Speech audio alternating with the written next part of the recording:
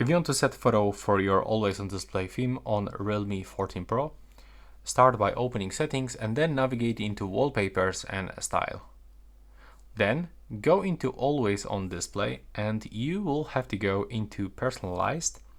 So I would like to get the text and the image, and here you will have to accept permission to get access into your gallery.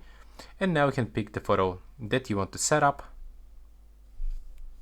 Click in the right upper corner, and here you can select some other things, like you can get rounded corners, for example. You can also set image blur, and you can also make it bigger or smaller. There we go. And now we can even input the text.